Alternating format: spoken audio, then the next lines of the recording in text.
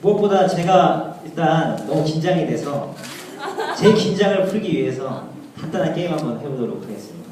가라사대라는 게임 아시나요? 네. 제가 학교에서 아이들을 제가 가라사대 게임을 하면서 참 재밌게 아이들이 재밌게 따라하게 되거든요. 제가 가라사대 게임 여러분도 아시죠? 가라사대 하면 제 행동 제가 말하는 것을 따라하시면 되고 가라사대를 하지 않았을 경우에 따라하시면 지게 되는 겁니다. 제가 시작 구호는 가라사대 시작이라고 할 때 시작하겠습니다. 알겠습니까? 네. 그럼 먼저 시작해 보도록 하겠습니다. 가라사대 손들어. 가라사대 시작하면은 시작하는 거라고 제가 방금 전에 얘기했는데, 그죠? 자, 다시 시작하겠습니다. 가라사대 시작. 자, 가라사대 손들어. 내려. 자, 벌써 따라가신 분은 그대로 계세요. 자, 가라사대 내려. 자, 다시 손들어. 자, 하나. 가라사대 손들어. 가라사대 내려. 가라사대 손들어. 오, 진짜 잘하시네요. 내려. 진짜 내려, 진짜. 내리시죠. 자, 가라사대 내려. 자, 가라사대 양손 들고, 양손 들고, 반짝반짝. 가라사대 반짝반짝. 스톱! 스톱. 내리시고. 아직 살아계신 분. 다 돌아가셨고. 아직 몇 단계가 더 있는데, 이렇게 끝나버렸기 때문에. 일단 제 긴장을 풀렸으니까, 바로 강의 시작하도록 하겠습니다. 오늘 저한테는 참 의미가 있는 날인 것 같아요. 학교에서는 학생들을 가르치는 게 당연하고 앞에 서는 것이 당연한데 이렇게 교회에서 제가 이 앞에 나와서 정말 제가 부족하지만 학생들에게 또한 전달할 수 있고 또 성도님들한테 제가 전달할 수 있는 기회가 된 것이 참 설레기도 하고 신기하기도 하고 즐겁기도 합니다. 어떤 강의를 해야 될지 곰곰이 좀 생각을 해봤어요. 그래서 제가 곰곰이 생각해 본 결과 행복에 관련된 강의를 하면 좋지 않을까라는 생각을 했어요. 왜냐면 제가 저를 돌아본 결과 너무 제가 행복하게 잘 살고 있어서 또 저를 돌아보면서 그런 것들을 이야기해주면 좋지 않을까 생각을 해서 그런 강의를 하게 됐고요. 작년 8월에서 12월까지 제가 토요일마다 금산에 있는 간디학교라는 곳에 내려가서 대한교육 기초과정이라는 것을 계속 배워왔어요. 그곳에서 이제 참 좋은 교육을 꿈꾸는 그런 교사들도 만났고 또 강의도 듣고 또 많은 것들을 여러 가지를 배웠습니다. 제가 그 중에서 가장 기억에 남았던 것은 간디학교 졸업생이랑 대화를 했을 때가 가장 기억에 남아요. 저는 되게 궁금했어요. 그 대한학교를 나와서 그 말로만 들으면은 다 좋은 대한학교인데 그 대한학교를 나와서 그 학생이 지금 어떻게 생활하고 있는지가 저는 너무 궁금했어요. 그래서 그 학생한테 제가 이제 이야기를 하는데 제가 질문을 했습니다. 학생한테 이제 그 간대학교를 졸업하고 나서 정말 지금 대학에 있는 다른 친구들, 공립학교를 졸업한 친구들이랑 다른 게 무엇이 있는지를 제가 물어봤어요. 그러니까 그 학생이 남들이 다 하는 것을 따라서 하지는 않는다고 하더라고요. 남들이 다 하니까 내가 따라하지 않는다.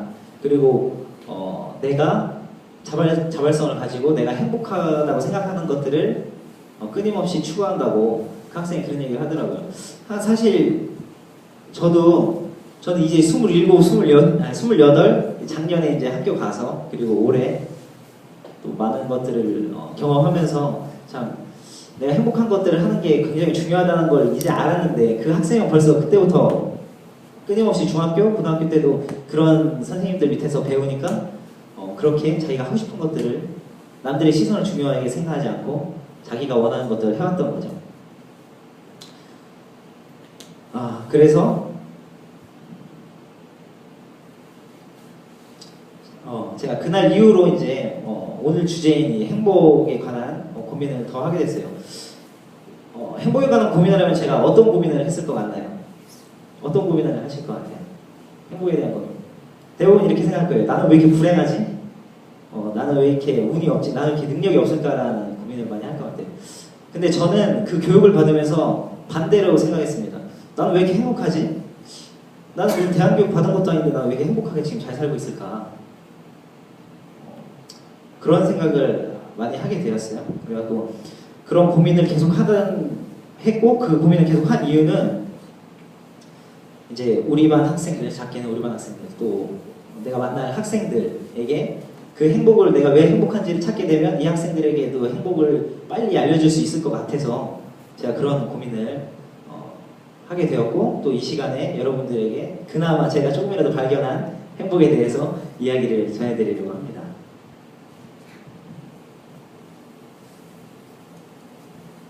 자, 행복. 참 말은 되게 쉬운 것 같고 되게 이상적이고 좋은 것 같은데 말 그대로 이상적이고 우리가 따라가야 될 부분인데 참 어려운 부분이 많아요. 그렇게 하지 못하고 있고요. 지금부터 행복이 얼마나 제 기준에서, 이건 저의 이야기예요. 제 기준에서 행복이 얼마나 얻기 쉬운 것인지, 그리고 행복해지는 법을 제가 5가지를 제가 정리를 해봤습니다. 그래서 지금부터 본격적으로 시작해 보도록 하겠습니다. 첫 번째입니다.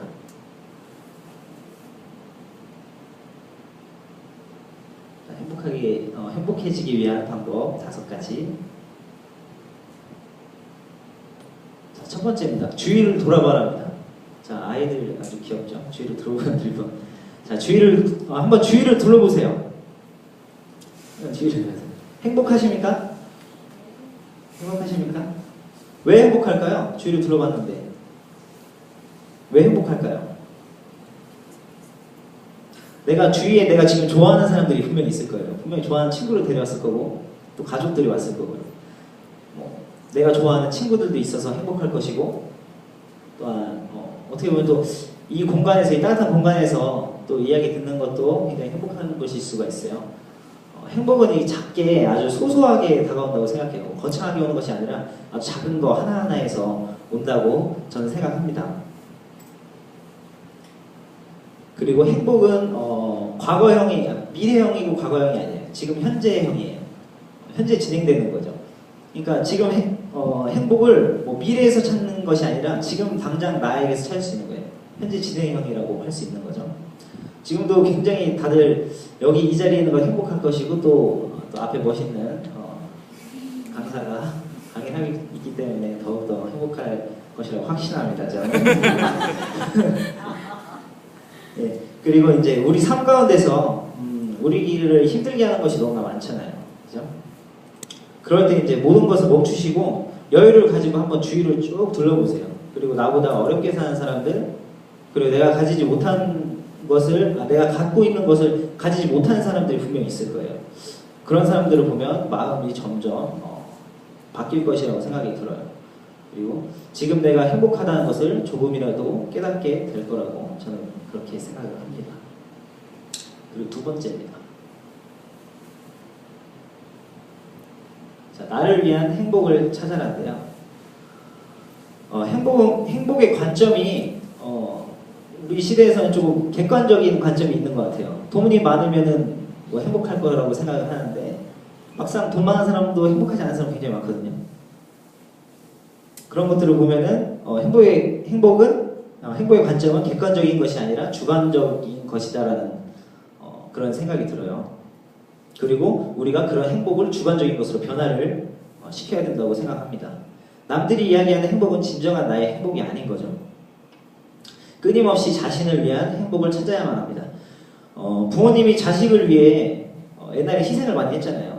요즘에도 그렇게 생각하고 계신 분들도 있을 수 있겠지만 저는 그렇게 생각하지 않아요. 부모님이 자식을 위해 희생해야 된다? 그렇지 않습니다. 적어도 요즘 사회랑은 맞지 않습니다.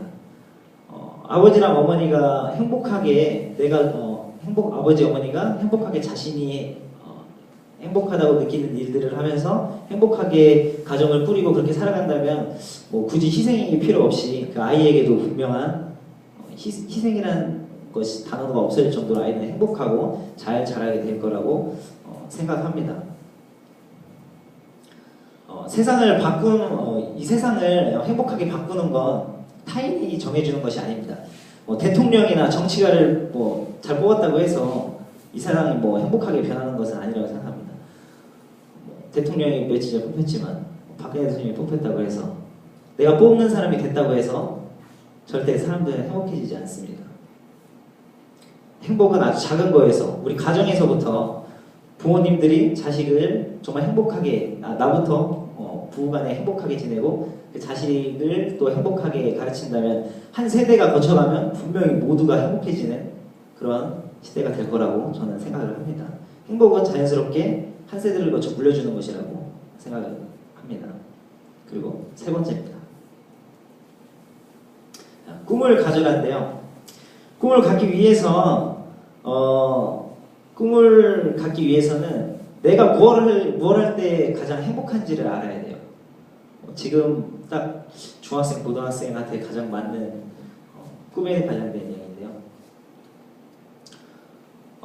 대부분이 이제 어릴 때 부모님의 꿈을 마치 자기의 꿈이냐 그렇게 이야기하고 다닐 때가 있습니다.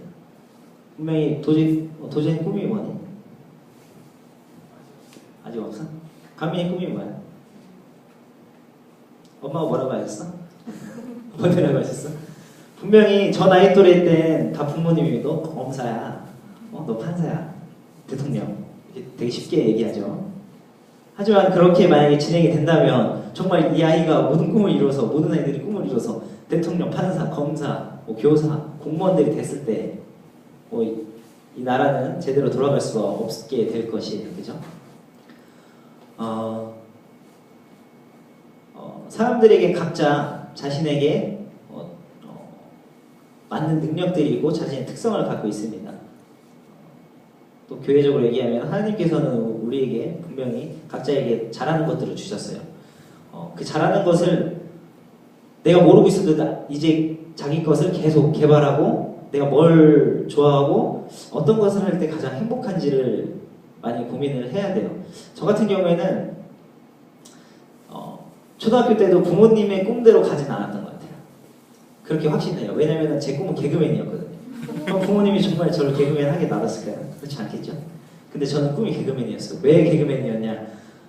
학교에 가면은 제가 재밌는 이야기들을 막 해주는 걸 좋아했어요. 그리고 애들이 다 몰려요. 다 제 주위로 몰려서 제가 막 재밌는 얘기를 해줘요. 그러면 애들이 그렇게 막 몰려서 제 얘기를 재밌어하고 또 다른 얘기도 뭐 들려달라고 하고 했던 기억이 굉장히 많이 나요. 그리고 이제 그렇게 생각을 하고 그렇게 지내왔던 것 같아요. 그러다가 이제 중학교로 가면서 사실 초등학교 때 공부를 제가 너무 안 했어요.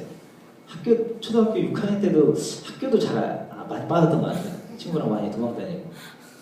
그래서 거의 꼴찌에서 2등 했던 것 같아요. 근데 이제 중학교로 가면서 너무 실컷 노는 거예요. 그러니까 이제 중학교 1학년도 되기 전에 벌써 깨달은 거야.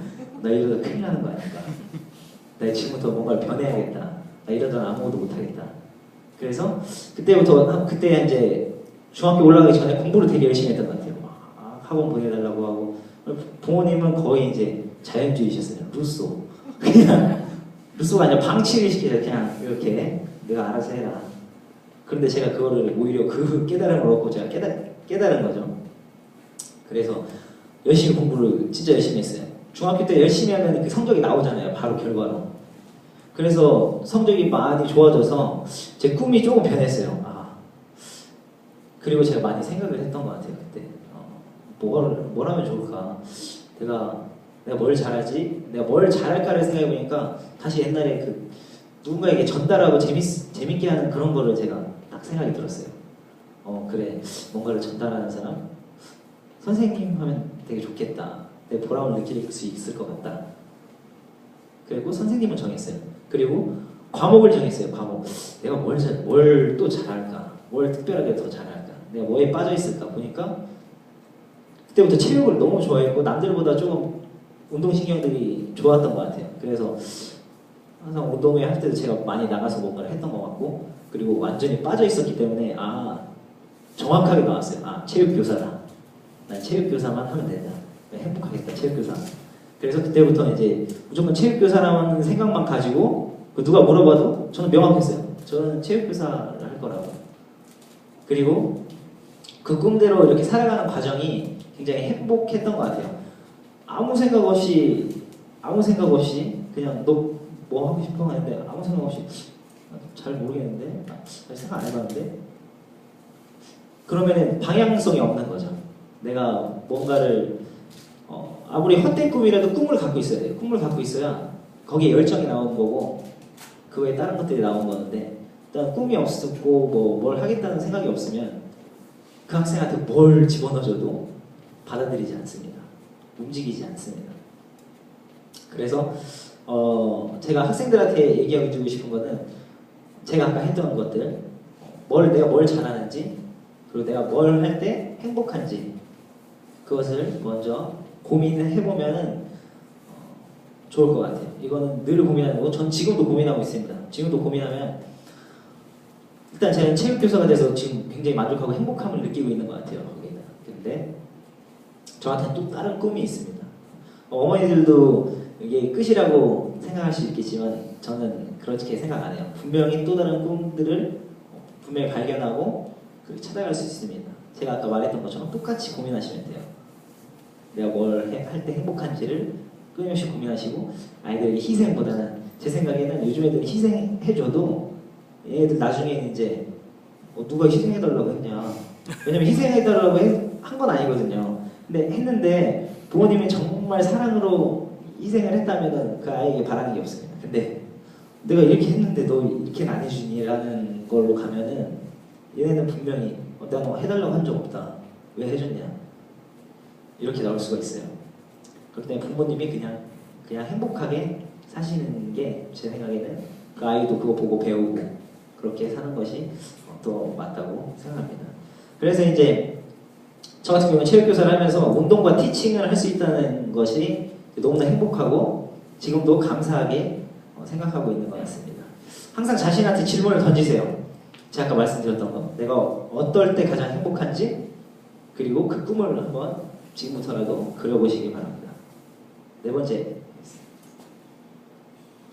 자, 몸을 건강하게 하는데요. 멋있죠? 이기적이죠? 몸을 건강히 해야 합니다.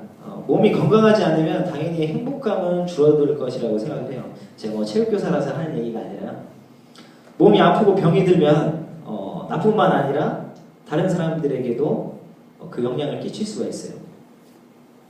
물론 내가 원하지 않는 병에 걸릴 경우에는 뭐 어쩔 수 없지만 어느 정도 예방할 수 있는 그런 운동 정도는 있거든요.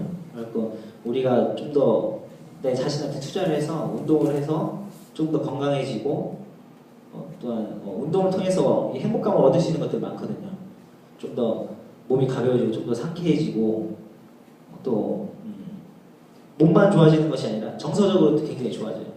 항상 누워서 막 빈둥빈둥 되고 이런 사람보다는 확실히 운동하고 그런 사람들이 훨씬 정서적으로 이렇게 맑아지기 마련이거든요.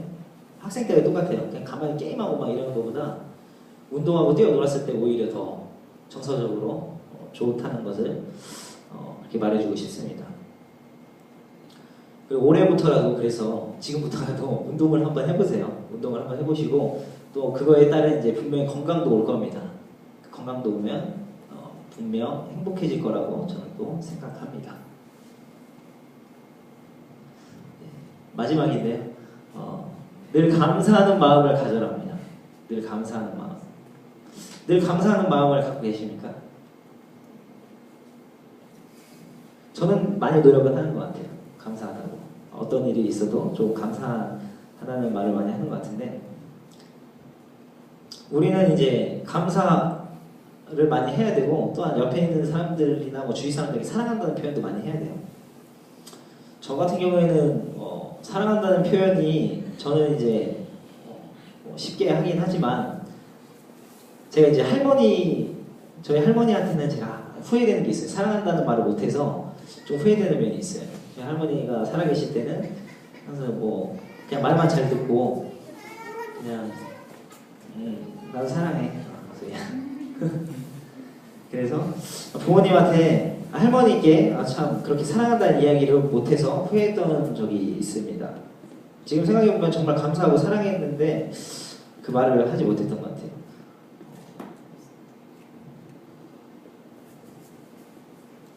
그래서 분명히 기회는 많았어요. 할머니가 살아계실 때 분명히 기회는 많았어요. 근데 조금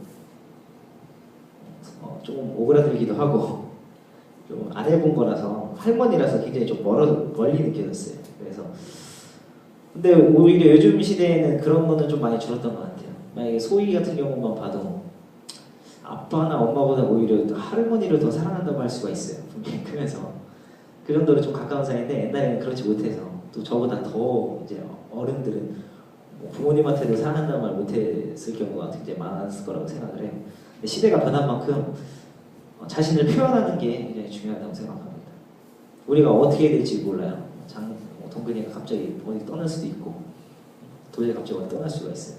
우리는 항상 지금 내 주위에 있는 사람들한테 사랑한다고 꼭 이야기해 주는 것이 분명히 중요하다고 생각합니다. 제가 오늘 이렇게